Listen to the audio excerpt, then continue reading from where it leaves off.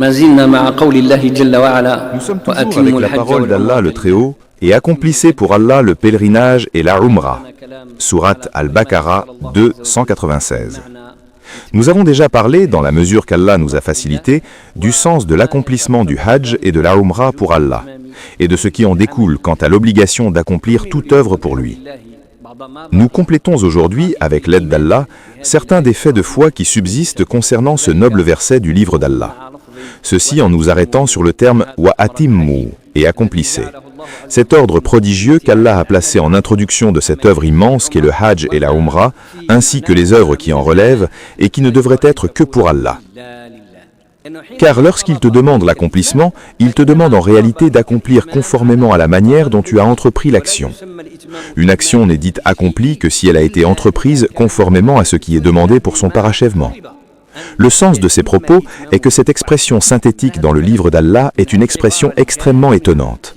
C'est comme si l'exégèse te disait « Entreprends l'œuvre pour Allah et par Allah et chemine sur la voie avec cette œuvre avec Allah jusqu'à ce que tu l'amènes à terme pour Allah. » Tout cela est rassemblé dans une seule expression, la parole d'Allah « Wa atimmu » accomplissez. Accomplissez l'œuvre comme vous l'avez entreprise pour Allah. Alors, comment est-il possible d'accomplir une œuvre pour Allah, quelle que soit l'œuvre? Tirons-en la sagesse et la perspicacité divine que ce noble Coran nous a offerte pour apprendre comment cheminer vers Allah. Cela requiert qu'il y ait des réalités et des phares sur le chemin, que l'entreprise soit pour Allah et par Allah, et que le cheminement se fasse avec Allah afin de parvenir à Allah. Ce sont donc 3 étapes ou phares et balises. La première étape, la deuxième étape et la troisième étape.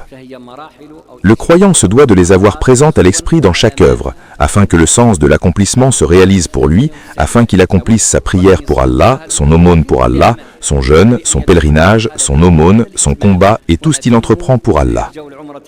Ce sens recherché dans le livre d'Allah doit donc se concrétiser par ces éléments mentionnés. L'entreprise par Allah, le cheminement avec Allah, dans le but d'atteindre Allah. Si l'accomplissement n'est véritablement accomplissement que par l'entreprise, il faut alors réaliser l'intention de l'entreprise, ou la niya de l'entreprise. L'intention de l'entreprise est une chose capitale et un fondement qu'appliquaient les compagnons du messager d'Allah, sur lui la paix et le salut, les successeurs et les véritables savants rabbanis de cette communauté. Il s'agit de purifier la sincérité, d'épurer l'intention et de clarifier le cœur avant l'œuvre et au moment d'entreprendre l'œuvre pour Allah. Selon un mode de vérification, de raffinement, d'épuration et d'élagage de l'intention de l'acte avant le début de l'acte pour que l'acte soit béni. Ainsi, toute œuvre que l'homme accomplit nécessite qu'il pratique sur lui-même une sorte de chirurgie exploratoire afin d'extirper les tumeurs malignes sur le plan psychologique. Tout fils d'Adam est grand pécheur, et les meilleurs des grands pécheurs sont ceux qui se repentent abondamment. Personne ne peut prétendre ne pas être sujet aux passions au moment d'entreprendre les œuvres ou peu après, comme nous le montrerons avec l'aide d'Allah. Mais la vraie foi et la force de la foi résident dans la capacité de l'homme à être sincère avec lui-même, à le confronter à chaque action et à vérifier avec lui, jusqu'à ce que, lorsqu'il a saisi la maladie, il l'extirpe, la déloge et enlève son mal pour que son cœur soit pur pour Allah. Alors, cette œuvre devient, au début de son déroulement, bonne et bénie. Tu veux faire l'aumône? Tu veux accomplir une œuvre pour Allah, relevant d'une intention légale ou d'autres bonnes intentions? Il est impératif, au début de l'œuvre, de prendre soin de l'intention en premier lieu. Lorsque l'homme se examine de cette manière, il trouvera certainement des choses, peu ou prou. Cela signifie que l'homme est constamment exposé aux suggestions de Satan. Il doit donc les extraire, purifier son cœur de leur souillure et clarifier ainsi son intention pour Allah. L'œuvre sera alors fondée pour Allah et pour Allah seul, et tu en ressentiras certainement une douceur. Le problème est que lorsque nous nous engageons dans une œuvre religieuse, nous oublions qu'Allah nous observe et nous regarde. Pourquoi? Parce que nous n'avons pas été parfaitement sincères envers Allah. Adore Allah comme si tu le voyais, car si tu ne le vois pas, lui te voit. Tu n'en as pas la capacité, parce que tu as regardé d'un côté vers Allah et de l'autre vers la terre, les préoccupations matérielles. L'âme s'est alors alourdie par la terre et n'a pas pu s'élever dans les espaces du cheminement vers Allah afin que l'entreprise de l'œuvre soit pour Allah, car elle n'est pas pour Allah si elle n'a pas été entreprise pour lui et par lui. C'est là une étape fondamentale, celle du décollage, et nous l'ignorons souvent. il faut la vérifier avec soi-même au début de chaque action pour la rendre pour Allah et pour Allah uniquement. Dès les premiers instants de l'acte, tu ressens la douceur de la foi, l'ouverture, sérénité et la beauté dans l'âme. Cela signifie qu'Allah observe ton œuvre et qu'il t'a récompensé et gratifié par des prémices de bien et de bénédiction pour cette œuvre, par ce sentiment de douceur de la foi et de beauté de l'acte. C'est donc un signe que tu t'es véritablement engagé dans cette œuvre pour Allah.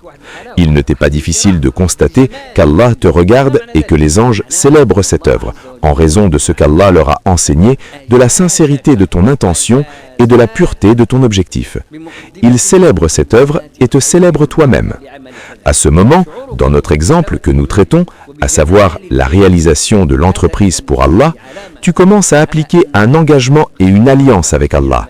Tu es son serviteur, c'est ton allégeance à Allah. Les anges te célèbrent en tant que wali, allié des alliés d'Allah. C'est quelque chose de très subtil, une œuvre qui te réjouit de rencontrer Allah, une œuvre par laquelle tu peux invoquer Allah, chassant les pensées de Satan de ton cœur, afin que cette œuvre soit pure pour Allah, car son achèvement pour Allah ne peut se faire sans son entreprise pour Allah. Et accomplissez pour Allah le pèlerinage et la Umrah. Cela nécessite un combat, mujahada.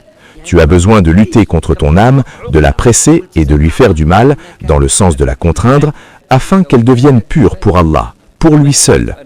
Mais après une courte période, lorsque tu t'entraînes à une telle action, ton âme devient facile pour toi et se soumet, parce que tu étais un serviteur d'Allah, et il t'a été un allié et un secoureur. Et nos soldats sont eux les vainqueurs. Sourate As-Saffat 37-173. Et la ruse de Satan est certes faible. Sourate An-Nisa 4-76. Si tu réalises cette première étape, c'est une grande station parmi les stations de la foi. Elle nécessite un deuxième degré pour t'élever davantage dans le contexte de l'accomplissement de l'œuvre. C'est le cheminement avec Allah. Il est vrai que tu as entrepris l'œuvre pour Allah, mais Satan ne te lâchera pas. Il ne se lasse pas, ni ne désespère de toi, tant que tu n'es pas devenu parfaitement à Allah. Tant que tu le combats, tant que tu l'humilies, tant que tu le vaincras, tu t'élèves et tu t'élèves. Allah en a fait pour nous une cause de nous rapprocher de lui de plus en plus, pendant que lui, qu'Allah nous en préserve, aboutira au plus bas fond de l'enfer. Satan veut t'occuper par les pensées et les événements soudains et gâcher pour toi l'accomplissement. Ton œuvre deviendrait alors non parfaitement accomplie pour Allah. Et accomplissez pour Allah le pèlerinage et la Umrah. Tu emportes avec toi la pureté et la sincérité d'intention avec lesquelles tu as commencé et tu les emportes sur tout le chemin. Comment se fait-il? En cheminant avec Allah dans la maïya divine et spirituelle. Depuis ton départ, tu es en marche dans ton œuvre, conscient qu'Allah est avec toi, qu'il te surveille et tu l'invoques à tout moment.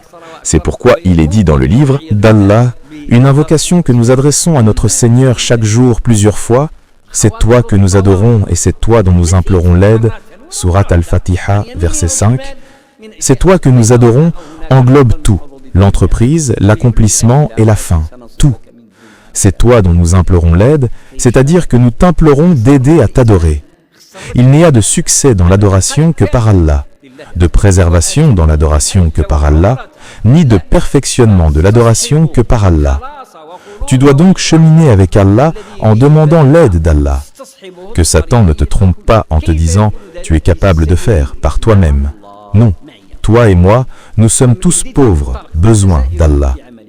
Prends conscience de cette pauvreté, besoin absolu d'Allah, pour que l'admiration de soi ou l'orgueil ne t'atteigne pas.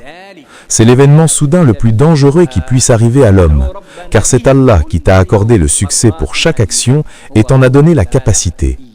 Il te comble de ses bienfaits, tu l'en remercies. Il ne doit pas t'échapper que toi-même, tu es une grâce parmi les grâces d'Allah, et nous sommes tous les dons d'Allah. C'est pourquoi la pauvreté, le besoin absolu, est la réalité de notre existence. Ô hommes, vous êtes les pauvres, besogneux envers Allah. Sourate Fatir 35-15. Dans le sens global, pour tous les hommes et pour toutes les significations de la pauvreté. Et Allah est celui qui se suffit à lui-même, le digne de louange. L'homme est fondamentalement incapable de faire quoi que ce soit. Il n'y a de force ni de puissance qu'en Allah. La chose la plus dangereuse est que l'homme, en pratiquant les choses religieuses, pense qu'il a fait quelque chose, accompli quelque chose qui mérite des remerciements de la part d'Allah, ce qui serait obligatoire pour lui. Toute action bonne et vertueuse que nous accomplissons n'est qu'un succès, tawfiq venant d'Allah. Le Seigneur est généreux, il t'a honoré, t'a permis de faire le bien et t'en a donné la capacité. S'il l'avait voulu, il t'aurait rendu incapable, ou t'en aurait empêché par tes propres passions ou en réduisant la force qu'il t'a donnée. Lorsque tu te vois ayant réalisé un acte, alors multiplie les remerciements envers Allah pour t'avoir accordé le succès et t'en avoir donné la capacité. C'est une chose très étonnante, qui plonge l'homme dans les significations de la gratitude.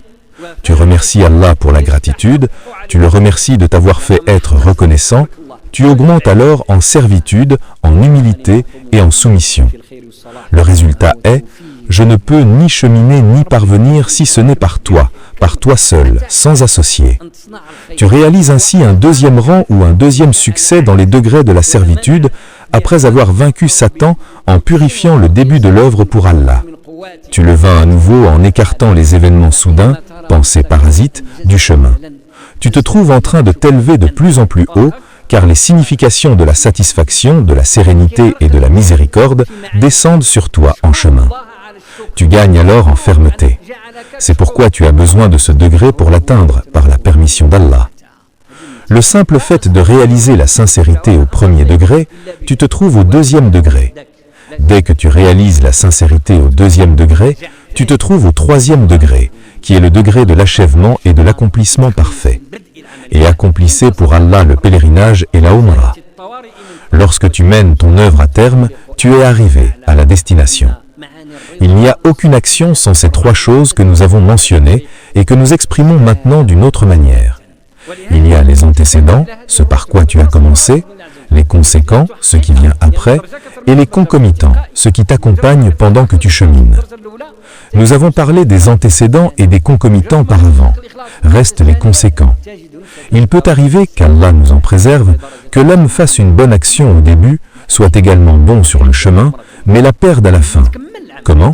Parce que tu peux accomplir l'acte et lui adjoindre par la suite des choses qui l'annulent. N'annulez pas vos aumônes par les rappels de vos bienfaits et les torts causés aux bénéficiaires. Sourate Al-Baqarah, verset 264. Exemple, un homme fait une aumône. Au début, son intention n'était que pour Allah. Mais à la fin, il apparaît qu'il cherche à en tirer un bénéfice mondial illicite. Cet acte ultérieur vient saboter l'acte antérieur. C'est la déception, hapt. Donc, lorsque tu veilles à purifier l'œuvre au début et à purifier le chemin, tu te rends compte toi-même que tu as besoin de purifier la fin pour que l'œuvre soit complète pour faire partie de la mise en garde. N'annulez pas vos aumônes. La purifie au milieu, veille aussi à la purifier après son achèvement, pour que l'achèvement soit parfait. Ne l'annule par aucun moyen d'annulation ou de déception, que ce soit par un rappel de bienfait, un tort causé ou autre chose. Et accomplissez pour Allah le pèlerinage et la Umrah. Que ce soit un pèlerinage, une aumône, un jeûne, une zakat ou toute autre chose. De même que tu as protégé ton âme au début, protège-la au milieu et protège-la aussi à la fin. À la fin, ne fais pas que ce que tu as destiné à Allah soit utilisé dans un autre chemin que celui d'Allah. Réalise l'intention dans le cheminement et prends garde à ce qu'il ne soit pas utilisé dans un autre chemin qu'Allah après la fin de l'œuvre. Tous les hommes sont exposés à ces choses, car ils oublient toujours la loi de l'épreuve, Sunat al-Ibtila. C'est ainsi qu'Allah a créé le monde et composé cette structure d'épreuves. Afin de distinguer celui qui a parfait et accompli l'œuvre pour Allah de celui qui a négligé et a failli. L'homme n'arrive qu'avec une œuvre imparfaite, mais une œuvre où il s'est approché et a visé juste.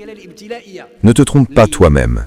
Ne trompe ni ton intention, ni ton objectif, ni ton œuvre.